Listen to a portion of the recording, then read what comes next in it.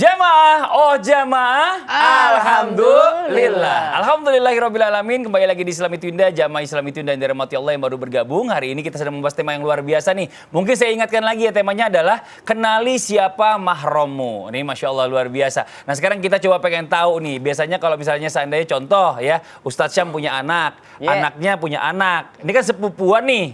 Kalau sepupuan tuh biasanya kalau suka ketemu ya udahlah copot-copot aja yang ini ya kan. Pakai celana pendek, santai gitu. Karena berpikir ini kan, ini saudara aku dekat, saudara dekat gitu ya kan. Ini sebenarnya dia udah masih mahram atau udah bukan nih antara sepupu. Contoh, boleh nggak mereka menikah? Nauzubillah min dzalik. Kalau bisa cari yang lain aja deh. Ya, silakan Ustaz Syam. Baik, Bismillahirrahmanirrahim. Guru saya Syifa, Ustaz Maulana, Mas Fadli, serta guru-guru kami yang dimuliakan Allah Subhanahu wa taala. Alhamdulillah wassalatu wassalamu ala Rasulillah, amma ba'd. Apakah seorang wanita yang sudah dewasa atau balik boleh melepas hijabnya ketika mengunjungi sepupu laki-lakinya? Kita harus samakan dulu persepsi ini sepupu ini, karena orang sini bilangnya bukan sepupu, saudara gitu ya. Jadi masih saudara gitu, masih saudara. Padahal yang kita maksud di sini kalau saudara itu adalah sama ayah sama ibu, ya sama ayah sama ibu atau sama ayah atau sama ibu. Keluarga gitu, inti. Ya keluarga inti, keluarga inti. Kalau gitu. sepupu itu saya bersaudara dengan Salahuddin. Saya punya anak laki-laki, Salahuddin punya anak perempuan. Mereka bersepupu. Apakah mereka mahram? Maka mereka tidak mahram. Sepupu tidaklah mahram dan mereka boleh menikah. Kecuali anaknya Solah pernah disusukan oleh Jihan atau anakku pernah disusukan oleh istrinya Salahuddin. Berarti mereka bukan lagi sepupu hitungannya. Sepupu sekaligus saudara sepersusuan. Banyak kok yang seperti itu. Banyak mengatakan, aduh nggak usah deh mereka menikah deh. Biar kita cari orang jauh aja deh. Gimana ya supaya mereka tidak menikah? Atau gimana ya supaya mereka nanti kalau udah gede bebas aja seperti masa kecilnya. Ya udah kalau gitu kita susukan sama-sama gitu. Kemarin Jihan rencana begitu sama Kak Nabila, saudaranya. Tapi ternyata yang lahir sama-sama laki-laki. Ya, aman lah ya. Jadi neneknya rencananya kalian janganlah menikah sama sepupu lah, carilah yang lain yang jauh-jauh. Nanti kalau lahir anak kalian susukannya masing-masing susukan. Oke siap, kita udah siap sama neneknya. Yang lahir ternyata sama-sama laki-laki. Maka subhanallah kalau sepupu maka dia adalah non mahram. Maka batasan non mahram adalah auratnya kecuali seluruh tubuhnya kecuali wajah dan telapak tangannya. Bagaimana kalau mereka menikah? Pendapat pertama, bagus kalau justru menikah daripada suku yang jauh. Nah itu yang pertama. Yang kedua, ada juga yang mengatakan justru bagus kalau dekat seperti sepupu. Kenapa? Kita nggak usah telusuri lagi siapa keluarganya, bagaimana nasabnya, bagaimana pendidikannya, bagaimana dia waktu kecilnya. Karena kita udah tahu keponakan sendiri nih. Makanya masih banyak juga yang menganut untuk menikahkan anaknya dengan keponakannya alias sepupunya sendiri. Maka kalau sepupu saja non mahram, apalagi yang lebih jauh daripada itu, saudara jauh misalnya atau sepupu yang lebih jauh lagi. Karena kalau istilah kami ada sepupu 1 kali, ada sepupu 2 kali, ada sepupu 3 kali, maka semua itu adalah non mahram. Dan sepupu lain kali. Ada sepupu lain kali. Lain kali jadi sepupu. Lain kali jadi sepupu maksudnya. Lain kali jadi sepupu aja. Maka yang diperhatikan satu, berarti kalau sudah dia wanita dewasa atau wanita balik, maka dia wajib menjaga auratnya di hadapan sepupunya karena sepupu adalah non mahram. Yang kedua, apabila mereka bersepakat, orang tua sesama orang tua bersaudara, lalu dia katakan kita nggak usahlah jauh-jauh, menikahkan mereka ajalah nikah, maka itu diperbolehkan karena mereka adalah non mahram. Yang ketiga, apakah boleh melepas hijabnya di rumah sepupunya? Boleh melepas hijab di rumah sepupunya kalau sepupunya lagi nggak ada di rumah, kalau nggak ada orangnya di situ. Kalau misalnya di dalam kamarnya, yang jelas mereka adalah non mahram dan mereka boleh untuk menikah. Wallahu ta'ala. Oh, Masya Allah. Jadi segitunya ya. Tapi kalau memang terlalu dekat sih, kalau bisa jangan lah ya. Biar kita juga masih makin banyak lagi saudara gitu ya. Apalagi juga kalau misalnya di kedokteran itu katanya kalau misalnya terlalu dekat tuh katanya penyakit bawaan tuh bisa langsung kena katanya. Imunnya yang mana yang lebih baik aja lah menurut kita lah ya. Masya Allah. Yang penting nggak dilarang agama. Nah sekarang kita lanjut lagi nih. Tadi kita sempat bahas sebelum iklan buat jamaah Islam itu yang ada di rumah. Seandainya mungkin dia berasal dari non muslim, terus mualaf, masuk ya Islam, kan? Masuk Islam. Terus ini orang punya tuanya, anak. orang tuanya dulu deh. sebelum punya anak. Iya. Orang tuanya ini kan masih non-muslim. Oke. Nah ini tetap masih bisa jadi mahramnya dia atau bukan? Karena berarti, yang anaknya muslim. Berarti yang dibahas ini mertuanya. Ibunya sendiri. Oh iya. Ibunya sendiri yang bukan muslim. Karena anaknya udah masuk muslim. Oke, siap. Mana izin? Agak pusing ya kita. Iya. Apa sendiri mau bikin pusing.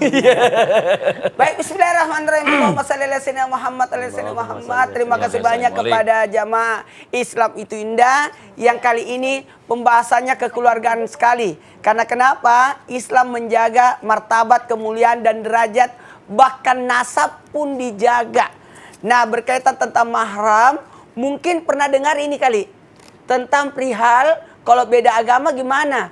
Kalau beda agama tidak mewariskan dan tidak diwariskan. Terputus warisnya, tapi mahramnya tetap. Nah, sekali lagi, mahram tetap sampai kapanpun tetap. Karena nasab tetap diakui meskipun beda agama. Ingat, perbedaan agama tidak menghalangi dalam mahram. Ini harus catatan. Tapi yang berkaitan dengan beda agama itu yang berkaitan dengan ilmu waris. Tidak mewariskan kalau dia murtad. Atau beda agama, tidak bisa. Baik itu mewariskan maupun diwariskan. Dan dalam hal ini, dan janganlah mereka menampakkan perhiasannya, sekali lagi, kecuali yang biasa nampak wajah dan ini.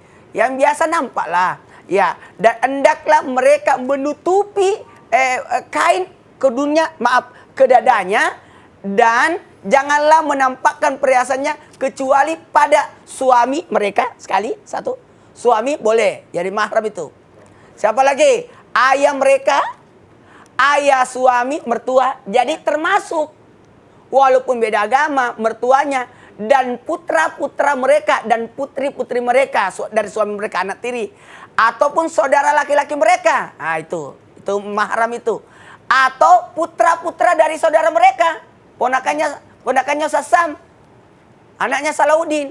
Mungkin anaknya Salahuddin sama anaknya Sasam bisa menikah. Tapi Sasam jangan nikahi anaknya Salahuddin. Karena itu ponakanmu.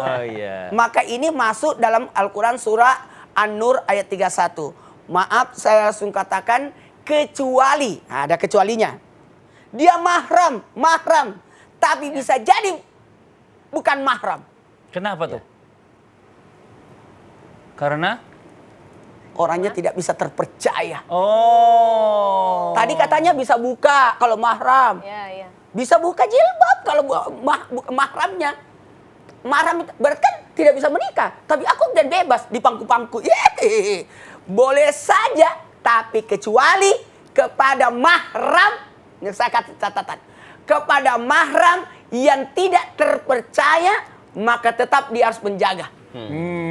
Ini kehati-hatian, karena sekarang sudah marak. Ada orang, astagfirullah, ada orang yang mahramnya dihamilin. Ini banyak kejadian, karena kenapa? Terlalu, ini kan ada batasnya. Nyebokin anak, mandi bersama anak, mahram.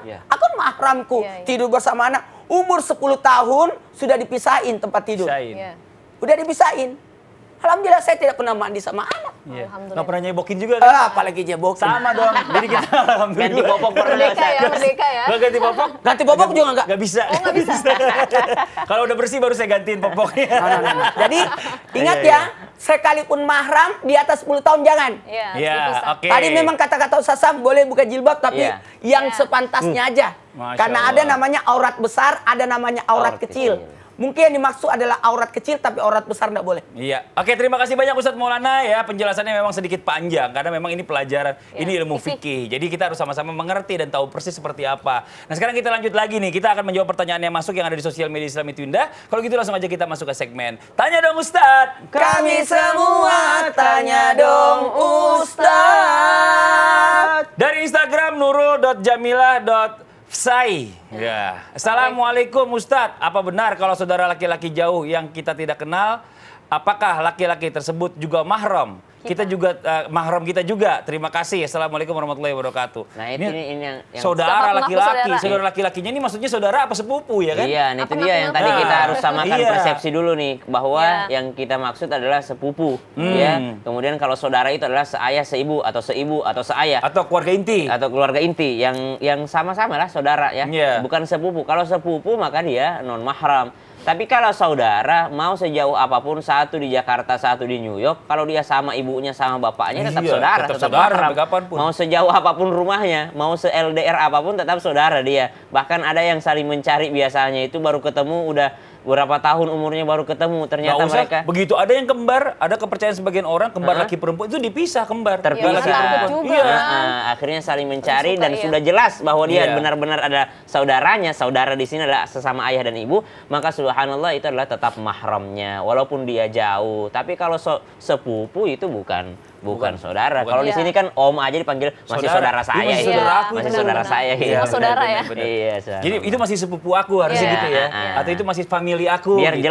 biar jelas. Ya oke, Karena kan terima kasih sepupu banyak mahram. Ustaz Syam atas Siap, jawabannya. sama-sama. Kita masuk ke pertanyaan yang berikutnya dari Instagram hamba Allah. Assalamualaikum Ustaz. Waalaikumsalam warahmatullahi wabarakatuh. Beserta sahabat izin bertanya. Wih. Mohon sembunyikan nama saya jika ada duda mempunyai anak laki-laki dan janda mempunyai anak perempuan. Lalu duda dan janda tersebut menikah. Kemudian. Wih, ini agak harus sedikit ditegaskan ya. Janda Duda menikah. ketemu Duda. duda nikah gitu ya. Kemudian anak duda dan janda tersebut agak panjang ya. Anak Saling- duda dan janda tersebut Saling ya, menyukai. saling menyukai. Wah, apakah boleh keduanya menikah? Mohon penjelasannya. Syukron. Tadi udah Iya. dijelaskan juga sama guru kita hampir Ustadz Maulana ya. Iya, Mohon iya. lebih jelaskannya Iya, lagi silakan. izin Ustaz Syam, Ustaz Syifa. Maulana, Mas Fadli. Bismillahirrahmanirrahim. Hati-hati yang janda, yang duda. Jadi kalau mau nikah lagi, lihat dulu. Lebih enak kita nikahin janda atau duda yang belum punya anak sebenarnya. Karena kalau misalkan begitu ya Ustadz Maulana ya. Iya. Karena kalau dia sudah punya anak juga. Iya. Dia lagi ngomongin saya. Oh. Ustaz, lain kali kalau cari istri jangan yang janda. Janda. Iya. Yang punya anak lagi. Ya Allah. Iya, iya. Karena Atau jangan masih gadis muda dia. ya, yang masih Anaknya saling perawan ya. naksir kayak gini nih, Iya. gitu ya kan? Aku sih cari yang Jadi 20 tahun. itu harus jadi perhatian besar buat kita semua para jamaah. Kenapa?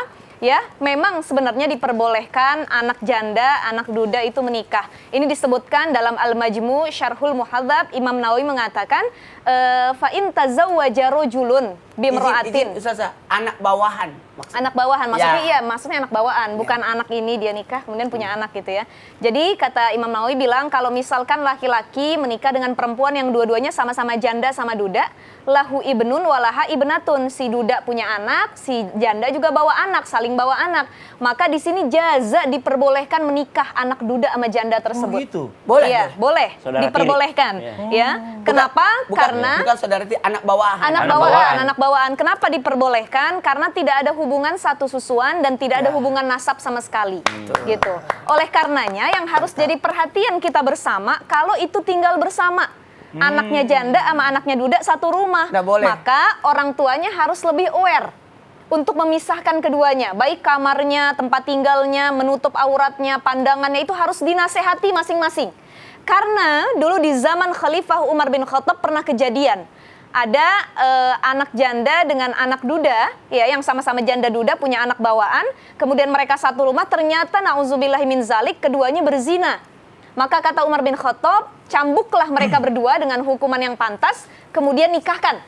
Nah ini berarti ada kebolehan dan diperbolehkan anak janda dengan duda yang dibawa masing-masing itu untuk menikah. Tidak ada larangan sama sekali. Ya, maka yang harus diperhatikan itu adalah saling menjaga aurat masing-masing. Yang kedua, kalau bersentuhan, bersalaman itu haram karena bukan mahram. Ya, sebabnya mereka boleh menikah. Jadi kalau yang disebut mahram adalah mereka boleh melihat aurat dan mereka boleh bersentuhan. Kalaupun wudhu dalam mazhab Syafi'i itu nggak batal. Ayah sama anaknya nggak batal walaupun udah wudhu. Nah, kenapa suami istri batal? Karena suami istri itu bukan mahram, tidak ada hubungan persusuan, tidak ada hubungan nasab. Gitu. ya mereka cuman halal untuk bercampur tapi tidak menjadi mahram seperti itu. Yes. Ya, jadi anak bawaan itu sama-sama ajnabi, orang asing yang ternyata keduanya boleh menikah dan membangun rumah tangga juga. Tetapi rasanya agak sungkan ya, orang tuanya Iyalah, nikah, orang anaknya tuanya nikah anaknya juga mau gitu. nikah gitu. Jadi kalau seandainya Ustadz Maulana nikah sama jangan dibahas, jangan dibahas. Iya. Terus anaknya nanti Jangan bisa nikah dibahas. juga. Iya. Repot banget kayak Di nggak ada. mulut ada doa, jangan. nggak ada orang lain Alhamdulillah, aja gitu iya, ya. Iya. Sekarang Bukan kita hanya di lanjut mulut lagi. ada doa. Iya. Kau bicarakan itu masuk ke dalam Iya. pikiran. Jadi Iya, kepikiran kan? Sekarang gini, ini pertanyaan nih Ustadz Syam. Mohon Iya, izin nih iya, Ustadz iya. Syam nih. Ada yang nanya sama saya. Ini kalau misalnya saudara, tapi beda agama, itu masih Non-muslim. Beda masih, agama, oke. masih mahram atau bukan gitu ya. Kalau udah jelas-jelas temen, kalau non muslim udah bukan mahram kan gitu. Iya. Nah ini bagaimana penjelasannya nih?